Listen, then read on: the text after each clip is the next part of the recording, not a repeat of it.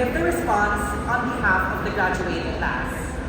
Greetings to all the distinguished guests, parents, teachers, friends, and above all, to you, my fellow graduates of Batch 2024. I want to extend a hearty welcome to everyone in attendance and thank you for being a part of this special day. At long last, a momentous afternoon to all. Before I begin my speech, I would like to invite my fellow graduates to do a quick exercise with me. Parents can join as well. I want everybody in this hall to raise their right hand and tap the person on your right and say, congratulations.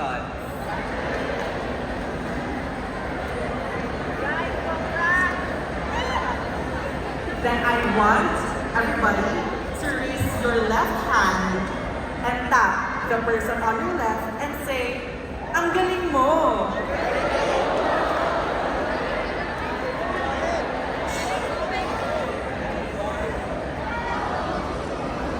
And I want everybody to raise their left hand and tap their right chest and say, I am proud of you. That was a fun exercise, right? And maybe you are wondering, why am I the one speaking in front of you, delivering the address of petition? But do not worry, I am also wondering too. Well, let me introduce myself first, as some of you may not know who I am. My name is Carlos Luis Enrique El Pilar, a graduate of Humanities and Social Sciences from the section of GU4MA. But I am not the typical honor student. I am not competitive against my classmates, I am not socially awkward with other people, and obviously, I am not quiet. I am sociable, I am talkative, I also procrastinate, and I think I am one of the students who has the loudest voices in ISAT. Actually, I have been scolded by numerous teachers because of my loud voice and talkativeness. A famous philosopher once said, "Huwag mag-alala, buhay ay di karera." Just kidding, it was a lyric from the song titled Carrera from the nation's girl group Beanie. This lyric reminded me of a straightforward but profound quote as we approach this significant day, that life is a marathon, not a race. It is simple to forget this important lesson in a society that frequently exalts speed and instant gratification. As we come together to commemorate our accomplishments and say goodbye to this chapter of our lives, let's pause to consider the meaning of this consequential metaphor. Now, I am going to give you 3 points on why and how life is a marathon. First point, life is a marathon, so be prepared for the bumpy roads leading to the finish line. Ever since we are young, people advise us to follow the right path. But how do we know that the road we are taking is the right one? To navigate life, each of us must discover the path that is best for us and us alone. It is an enroachment and imposition to try to advise someone else to take one's own chosen route.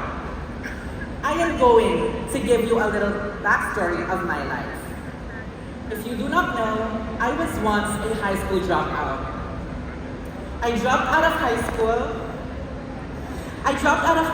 when I was in 10th grade because of the harsh bullying that I have experienced. I was ostracized on how the way I talk. Oh my God, sorry po. On how the way I talk, on how the way I dress, on how the way I express myself. Well, to make the long story short, I was tyrannized for being who I am. I remember hating myself back then, and I started comparing myself to other people. But then, I quickly realized that God is not healthy for me, physically, mentally, and spiritually. That is why I promised myself to find an institution that will accept me wholeheartedly. And then here comes ASAT College Las Marinas. I can say that my time here in ISAT was an enjoyable experience as I got to wear the clothes and the makeup that I wanted. I got to speak my thoughts about the topics that I am passionate about. I made friends with the people who I never thought that I'd get to be close with. I learned on how to set boundaries to other people. I removed my people-pleasing traits like always saying yes to other students. And above all, I get to live the life that I wanted authentically. Trials, tribulations, and failures are a constant part of our daily lives. Every single one of us has had moments of failure during our academic careers, whether it be from getting a bad grade, or not reaching a personal goal, or getting turned down for a job or college. It is simple to feel defeated in those situations, to doubt our skills, and to wonder if we are just not meant to succeed. I want all of us to fail, because if you are failing, it means that you are trying. And if you are trying, it means that you are striving for success. Failure is evidence of our bravery to try, take chances, and push ourselves outside of our comfort zones, rather than a sign of weakness. It instills in us resiliency, tenacity, and the value of getting back up after failing. It serves as a reminder that the number of times we rise above our failures is what determines our level of success. That brings me to the second point on how life is a marathon.